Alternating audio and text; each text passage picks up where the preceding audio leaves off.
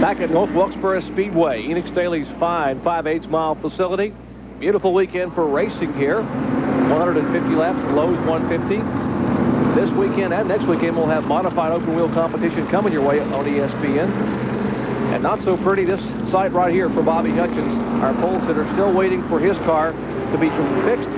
Meanwhile, we're getting set for green flag racing coming out of turn 4. And as they take the green flag, Jerry, let's mention that Randy Butner was involved. I'm not sure we mentioned him, but they have taken his car behind the wall. Tough break for the Pottstown, North Carolina driver. He's a King Exxon Chevrolet getting worked on. There's Billy Middleton in the car number 46. He's in third spot, and Middleton tries to cut it hard out of turn 4. He's working on Spencer. Alfred Hill got himself a couple of 3-car lengths lead on the start, but here comes Middleton down on the inside, but Spencer cuts him off. He knew where the groove was there and said, hey, you can't get down there, but here he comes back again off of turn 4. He might have him. Nope, can't do it this time. A lot of horsepower in Jimmy Spencer's machine, the Bob Bruno engine. That's a Maynard Troyer chassis, the Chevrolet Cavalier body on it. We'll see if Middleton can get him this time. That's Middleton in third spot. Spencer just holds the inside groove in turn 3. You see that white car? There he is, Jay Edgecock, coming into the picture, trying to take over 5th position. He is on the move. Moving inside of Gary Myers, the 42-year-old driver. Myers slides up. Hedgecock makes it look easy. Just sort of slips inside of one and outside of another. And now Hedgecock. And here's the challenge for the lead. Here comes Spencer down on the inside of Alfred Hill against the nose up alongside him. Let's see if Hill cuts him off going into turn 1. Well, he uses his normal groove. Spencer goes very low. He still gets good traction off the turn. All those Spencer boys from Berwick, PA, show a lot of moxie on the short tracks. Remember what Jimmy Spencer did for so many years up on the New England Tour? A 2-time NASCAR Winston Modified Series national champion. And this young man has only been driving for 2 years in a modified car. Middleton trying to take advantage of a little bit of inexperience. And look at Hedgecock coming. He moves inside the car number 1 of Philip Smith. That's Jay Hedgecock in the car number 41. Moves up to 4th now. There the 3 leaders in front of Hedgecock, so he's right there. Here's Spencer once again, trying to move down on the inside. He has a fast race car, Jerry. That's a bomb he has, car number 71. Chevrolet Cavalier looks more like a rocket right now coming out of turn 4. Doesn't quite have the traction to move inside of Al Hill.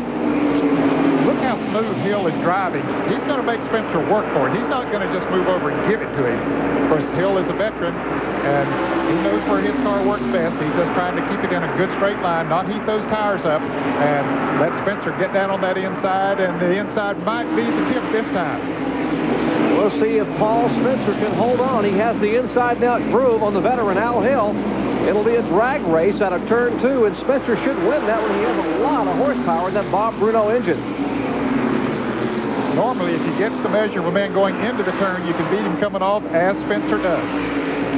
So Paul Spencer leads his first lap ever at North Wilkesboro Speedway. And the fellow who led the early laps here, the big Goodwrench insignia on the back of that Chevrolet, Bobby Hutchens, goes behind the wall. But boy, look at Hedgecock in the white number 41. Continues to stop them. You heard Benny Parsons mention there may not be any pit stops. There are no rules as far as tire changing in this division. You are allowed to come in and change tires, but unfortunately, you lose so much track position, you can pretty much burn your tires up trying to come back. Yeah, you don't want to give up that track position unless you absolutely have to.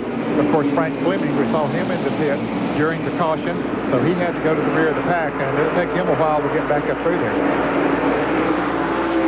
A couple of Chevrolet, actually one Chevrolet Cavalier, the car number 46, the white and blue car of Hedgecock is a Pontiac J2000.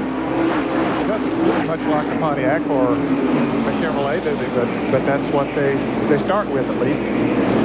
Looks like some of the Pontiacs and Chevrolets we saw after about halfway at Bristol last week. Yeah. Here we got to note that the car number 99, Johnny Johnson, has been black flag for jumping the restart. So there's black flag again.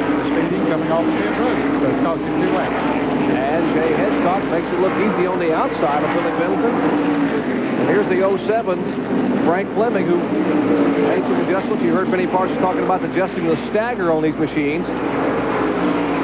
These are basically 700 horsepower go-karts. As one of the drivers told me, they have absolutely so much horsepower and so little weight. And now Fleming gets a little tap on the back of Junior Miller. Edgecock now taking a bid for second spot inside of Al Hill. That's coming out of turn 4. And you have to wonder, Ned, if he's not going to stop for tires, we're talking about Edgecock now, just how much he's using his tires here in the early laps. Well, he came from 16th, as we have documented, but he has been pretty smooth with them. We haven't seen the car sideways, and maybe he's not using them up too much, but he doesn't want that car number 71 of Spencer to get too far ahead of him. There's Paul Spencer driving his Chevrolet Cavalier, the Mark Harmon, Rich Zamolini owned machine. Bob Bruno engine. Only 4 career wins for a young man who's been driving just 2 years in open wheel modified competition, and he comes south for the first time he ever saw this racetrack was yesterday, and he is leading here in the early laps. 36 laps in the books here of 150, which comprise the Lowe's 150. And 32-year-old Paul Spencer is showing the way. Back with more after this.